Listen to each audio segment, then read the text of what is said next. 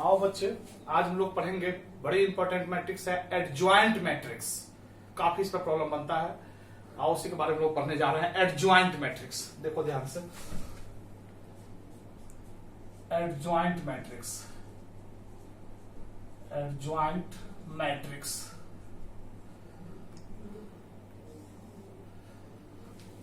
पहले adjoint matrix कहते हैं किसको, उसको हम डिफाइन कर रहे हैं। A is A square matrix, A is A square matrix, then adjoint of A is a matrix formed by transpose of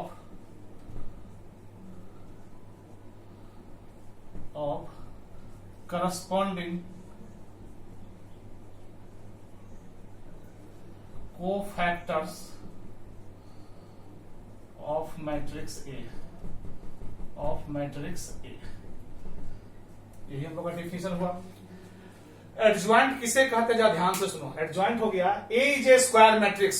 adjoint सिर्फ स्क्वायर मैट्रिक्स में ही होता है, ध्यान रखना, दूसरा में नहीं। स्क्वायर वही जिसमें रो और कॉलम की संख्या आपस में बराबर हो। हम लोग पिछले क्लास से ही बात करते आ रहे हैं कि स्क्वायर का ही हम लोग सब पढ़ रहे हैं। स्क्वायर में ही इंपॉर्टेंट मैट्रिक्स सब है। तो A is A square matrix, A एक स्क्वायर मैट्रिक्स है। Then adjoint of A is A matrix, तो एडजॉइंट ऑफ ए भी एक मैट्रिक्स ही होता है, ठीक है। फॉर्म्ड बाय, उसका निर्माण होता है transpose of corresponding cofactors of matrix A.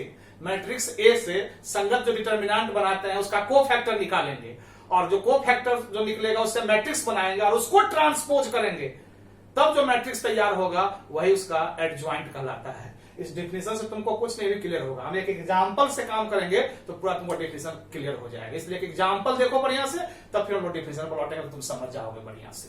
यानी यहां पर फिर यूज हो गया कोफैक्टर, याद करो, विथ साइन और विदाउट साइन जो डिटर्मिनेंट में पढ़े थे, तो यहां भी कोफैक्टर का यूज हो रहा है। और ट्रांसपोज तो पिछले क्लास में पढ़े ही थे कि रो को कॉलम में चेंज कर देते हैं, ये भी तुम जानते ही हो। तो एक एग्जांपल हम लोग देखें तो ज्यादा बेटर होगा, तो हम लोग डिफिनेशन समझ जाएंगे। क्लियर है? तो आइए, जैसे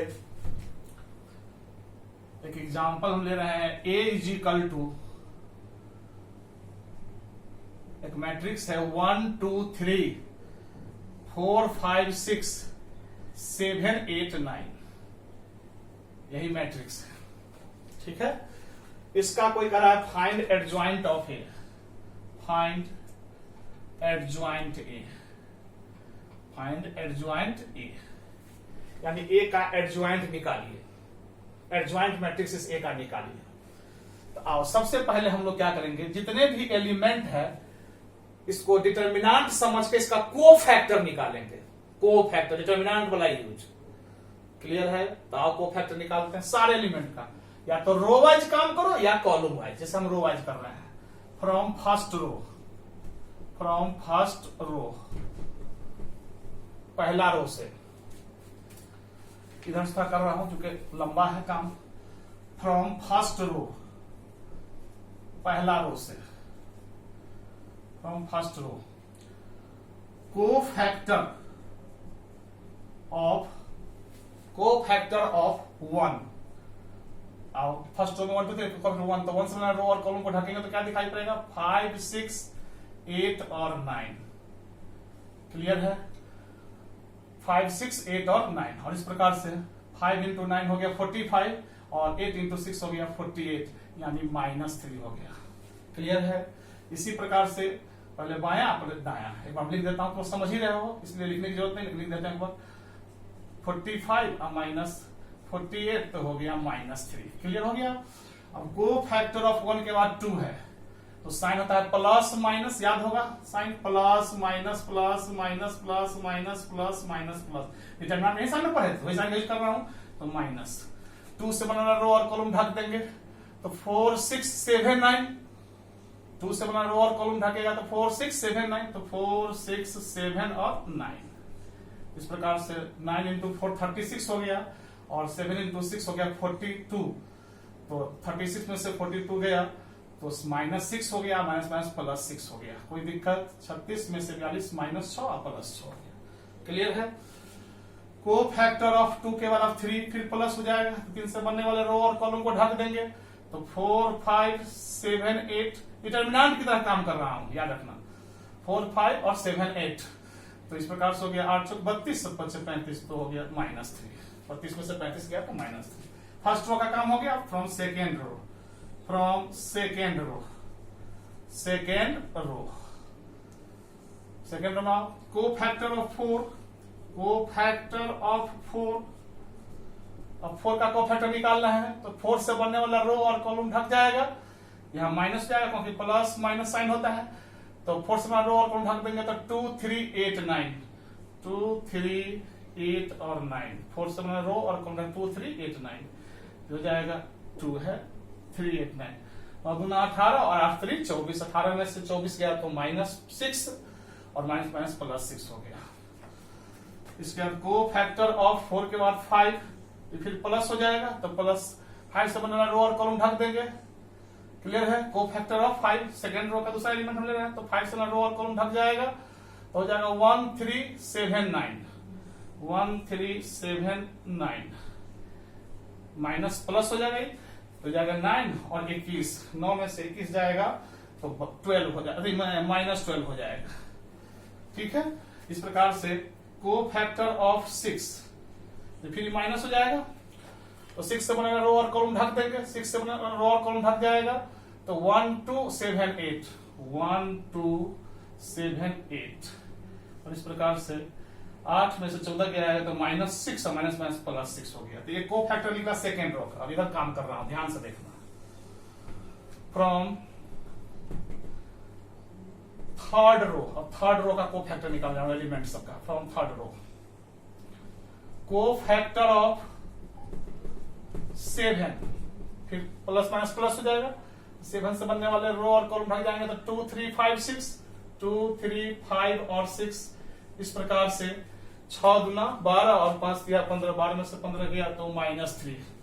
इस प्रकार से को फैक्टर ऑफ 8, तो ये हो जाएगा फिर minus plus minus plus minus 8 का माइनस हो गया और 8 से बना रो और कॉलम ढक जाएगा, तो 1 3 4 6, 1 3 4 6, 1 3 4 6, 8 से बना रो तो 1 3 4 6। इस प्रकार से हो जाएगा 6 और चलती है 12, 6 में से 12 गया तो -6 माइनस माइनस +6 हो गया। फिर को फैक्टर ऑफ 9, ये फिर प्लस हो जाएगा और 9 से बनेगा रो और कॉलम ढक जाएगा, तो 1 2 4 5, तो 1 2 4 और 5 और इस प्रकार से 5 में से 8 -3 हो गया। तो इस प्रकार से थोड़ा लंबा काम तो दिखाई पड़ रहा है लेकिन बहुत आसान है। यानी सारे एलिमेंट का हम को फैक्टर निकाले हैं, फ्रॉम फर्स्ट रो के एलिमेंट का, फिर सेकेंड रो के एलिमेंट का, फिर थर्ड रो के एलिमेंट का। क्लियर है? अब देखो, अब एक आप एडजॉइंट मैट्रिक्स निकालने जा रहा है, ध्यान से देखना। नाउ अब adjoint A is equal to, यानी ए मैट्रिक्स का एडजॉइंट निकालने जा रहे हैं। देखो क्या होता है, कितना आसान है। Transpose of matrix. अब एक मैट्रिक्स बनाएंगे, उसको ट्रांसपोज करना है। अब मैट्रिक्स किससे बनेगा?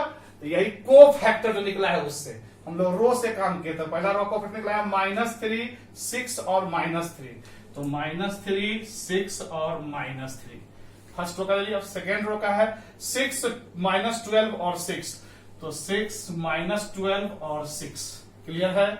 और थर्ड रो का है -3 6 और -3, -3 6 और -3। इस प्रकार से यह मैट्रिक्स को फैक्टर सबसे बना। अब इसको क्या करना है? ट्रांसपोज करना है। ट्रांसपोज तुम लोग जानते हो, सारे रो को क्या करना है? कॉलम में चेंज कर देना है। क्लियर है?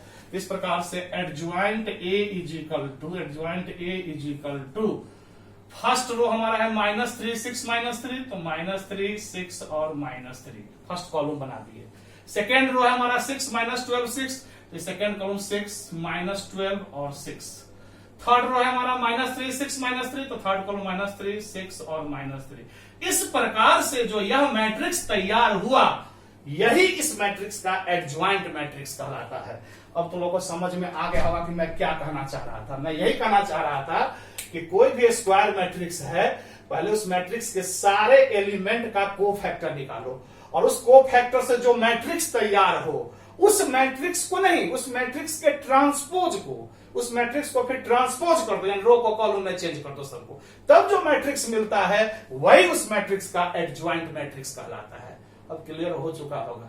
थोड़ा लंबा काम है लेकिन बहुत आसान है। यानी जब भी एडजॉइंट निकालना होगा तो उसके सारे एलिमेंट का पहले कोफैक्टर निकालेंगे। कोफैक्टर में पढ़े थे विथ साइन, चिन्ह के साथ लिए हुए हैं। अब माइनर में विदाउट साइन था, डिटर्मिनेंट में याद करना।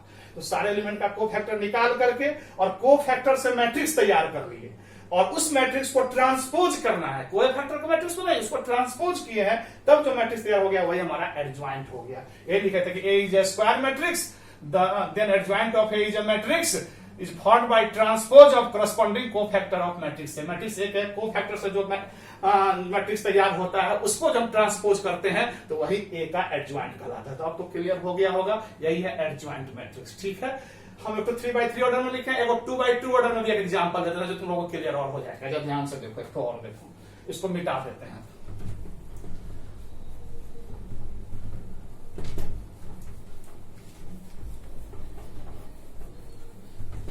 जैसे एक और देखो, if A is equal to 1 2 3 4 then find adjoint A। यही हमारा हिसाब है। देखो भाई सॉल्यूशन, सबसे पहले हम लोग क्या करेंगे, सारे एलिमेंट का कोफैक्टर निकालेंगे। ठीक है, तो आओ काम करते हैं। फ्रॉम फर्स्ट रो से आओ, सेकेंड रो डिटरमिनेंट का साइन तो पता है ही, क्या होता है, ऐसे यहां पे लिख देता हूं, plus minus minus plus, alternate चलता है। इस सेकेंड रो डिटरमिनेंट का साइन है, यहां प्लस नहीं होगा, नहीं तो 2 को प्लस एक ही जगह हो जाएगा, प्लस 2 प्लस एक ही जगह हो जाएगा, प्लस माइनस माइनस प्लस। ये सेकेंड रो डिटरमिनेंट का साइन होता है ऐसे ही। तो आप फ्रॉम फर्स्ट रो से काम करेंगे, तो कोफैक्टर ऑफ 1, तो 1 से बनने वाला रो और कॉलम ढकेगा तो सीधे 4 दिखाई पड़ रहा है, और आसान होता है 2x2 ऑर्डर में। फिर कोफैक्टर ऑफ 2, तो 2 से बनने वाला प्लस का क्या होता है, माइनस, या चिन्ह देखो दे दिए तुम लोग को समझने के लिए, तो यहां माइनस कर देंगे पहले। 2 से बनने वाला रो और कॉलम ढक जाएगा तो 3, तो -3 हो गया। फिर from second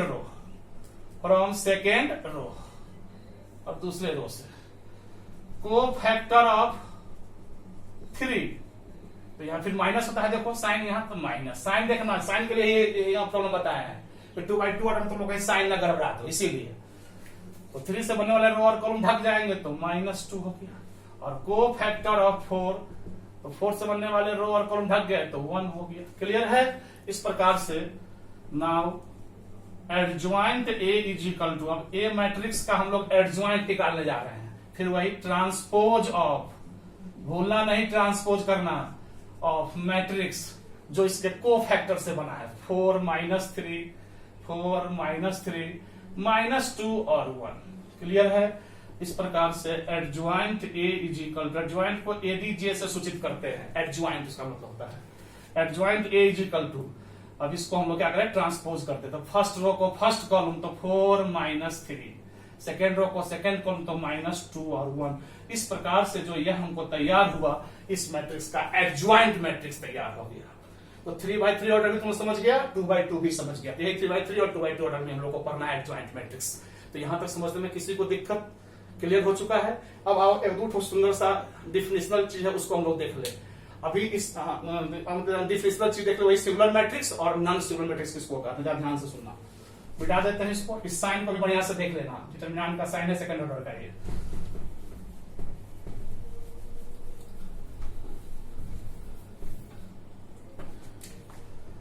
singular matrix, singular matrix बहुत सिंपल है। A is a square matrix, A is a square matrix called singular matrix, called singular matrix if determinant of A is equal to 0। यही मेन चीज है, ध्यान रखना। क्या लिखेगा, ध्यान सुनना। A is A square matrix. Singular जो होता है वो स्क्वायर मैट्रिक्स में होता है। स्क्वायर मतलब रो और कॉलम की संख्या, हम सब स्क्वायर में कर रहे हैं अभी। तो A is A square matrix, एक ऐसा square matrix called singular matrix, उसे सिंगुलर मैट्रिक्स बोलते हैं if determinant of A is equal to 0, यानी उस मैट्रिक्स से डिटर्मिनेंट बनाएंगे और उस डिटर्मिनेंट का वैल्यू निकालेंगे, और अगर उसका वैल्यू अगर 0 आ गया, क्लियर है, उसका वैल्यू क्या आ गया, 0 आ गया, तो वैसे मैट्रिक्स को बोलते हैं सिंगुलर मैट्रिक्स। क्या बोलते हैं, सिंगुलर मैट्रिक्स। जैसे एग्जांपल्स लेकर देता हूं, ए इज इक्वल टू 1 2 3 4 5 6 7 8 9, यही है, यह सिंगुलर मैट्रिक्स है। क्यों, क्योंकि देखो इसका हम लोग डिटर्मिनेंट वैल्यू निकालते हैं, डिटर्मिनेंट ऑफ ए, यानी ए से डिटर्मिनेंट बना रहे हैं, तो डिटर्मिनेंट का साइन दे दिए 1 2 3 4 5 6 और 7 8 9। अब इसका तुम वैल्यू निकाल, तुम डिटर्मिनेंट तोड़ना जानते ही हो, हम डायरेक्ट तोड़ दे रहे हैं। फर्स्ट रोज तोड़ रहे हैं तो 1 इंटू 1 से बनने वाला रो और कॉलम ढक जाएगा, डायरेक्ट गुना कर देता हूं तो 9 5 45 और माइनस 8 6 48 और माइनस 2, फिर 2 से बनने वाला रो और कॉलम ढक जाएगा तो 36 माइनस 42, 36 माइनस 42 और फिर प्लस 3, 3 से बना रो और कॉलम ढक जाएगा तो 32 और माइनस 35, 8 चौक 32 और 35, तो 45 में 47 गया तो माइनस 3, 36 में से 42 गया तो माइनस 6 और माइनस 2 तो प्लस 12 हो जाएगा, 32 में से 35 गया माइनस 3 और माइनस 9, यानी क्या मिला, 0। Determinant of A is equal to क्या हो गया, 0। तो so determinant of A is equal to क्या मिल गया, 0। सो इसीलिए ए इज कौन matrix, singular matrix, A is singular matrix, singular matrix. तो आप तुम लोग को समझ में आ गया होगा, ऐसा स्क्वायर मैट्रिक्स जिससे हम लोग डिटर्मिनेंट बनावे और उस डिटर्मिनेंट का वैल्यू अगर 0 आ जाता है उसको ब्रेक करने पर, तो उस मैट्रिक्स को हम लोग सिंगुलर मैट्रिक्स के नाम से जानते हैं। क्लियर है। अब इसके बाद हम लिखेंगे नॉन सिंगुलर मैट्रिक्स, इसके बाद हम पढ़ेंगे नॉन सिंगुलर मैट्रिक्स, जस्ट इसका उल्टा, जिसका डिटर्मिनेंट वैल्यू 0 के बराबर नहीं हो। उसको भी हम लोग देख लेते हैं, इसको मिटा देता हूं।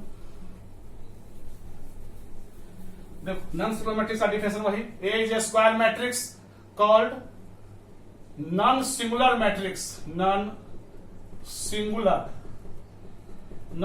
Matrix if determinant of A does not equal to 0, determinant of A उसका 0 नहीं हो, यानी ऐसा स्क्वायर मैट्रिक्स, ऐसा स्क्वायर समझ रहे हो, जिसमें रो और कॉलम की संख्या क्या हो, बराबर हो। तो ऐसा स्क्वायर मैट्रिक्स जिससे हम लोग डिटर्मिनेंट बनावे और उस डिटर्मिनेंट का मान 0 के बराबर नहीं हो, तो वैसे स्क्वायर मैट्रिक्स को ही बोलते हैं नॉन सिंगुलर मैट्रिक्स। क्लियर है। जैसे कि एग्जांपल्स कर देता हूं, जैसे ए इज इक्वल टू एक मैट्रिक्स, इसमें हम 1 2 3 4 एक 2 बाई 2 ऑर्डर कर लिए। क्लियर है, क्योंकि 2 रो है 2 कॉलम है। अब आओ इसे डिटर्मिनेंट बनाओ, तो डिटर्मिनेंट ऑफ ए बराबर क्या हो गया, 1 2 3 और 4, और अब इसका वैल्यू निकालो, तो वैल्यू निकालेंगे तो पहले बाहर निकालो, 1 इंटू 4 तो 4 माइनस 6 यानी माइनस 2 निकल गया। क्या ये 0 आया, नहीं, यानी determinant of A does not equal to 0, क्योंकि माइनस 2 आ गया। सो इसीलिए A is non singular matrix, A is non singular matrix, non singular matrix. इसलिए ए को हम लोग कौन सा मैट्रिक्स बोलेंगे, नॉन सिंगुलर मैट्रिक्स। तो यहां तक तो समझने में किसी को दिक्कत नहीं है। तो आज जो तुमको हम मेन पढ़ाए हैं एडजॉइंट मैट्रिक्स, सबसे इंपॉर्टेंट चीज था। एडजॉइंट तुम लोग को समझ में आ गया। एडजॉइंट स्क्वायर मैट्रिक्स का ही निकलता है, ध्यान रखना।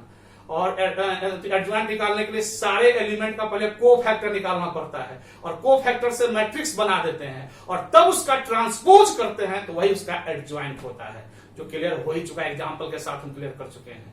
सिंगुलर हो गया कि वैसा स्क्वायर मैट्रिक्स जिसका डिटर्मिनेंट बना दो उस मैट्रिक्स से, और उसका वैल्यू अगर 0 आ गया तो सिंगुलर हो गया। और नॉन सिंगुलर हो गया वैसा स्क्वायर मैट्रिक्स जिसे डिटर्मिनेंट बनावे और उसका वैल्यू 0 के बराबर नहीं आवे, तो वैसे मैट्रिक्स को बोलते हैं नॉन सिंगुलर मैट्रिक्स। क्लियर है। तो यहां तक तो समझ गए। अब अगला क्लास हम लोग का होगा इनवर्स मैट्रिक्स, जो काफी इंपॉर्टेंट होगा। अभी एडजॉइंट पर कुछ प्रॉब्लम तुम लोग को हम भेजेंगे, जो बना लेना बढ़िया से, और उसके बाद हम लोग पढ़ेंगे इनवर्स मैट्रिक्स, जो एडजॉइंट से भी इंपॉर्टेंट होगा और उससे भी बढ़िया होगा। तो यहां तक तो समझने में किसी को दिक्कत नहीं हुआ होगा। सब चीज क्लियर हो रहा है। मेन थ्योरी है, थ्योरी बढ़िया समझो, कहीं कोई प्रॉब्लम एक भी दिक्कत नहीं होगा, इतना विश्वास रखो। चलो तो सभी बच्चों को बहुत बहुत प्यार मेरी तरफ से, और thank you for your patience.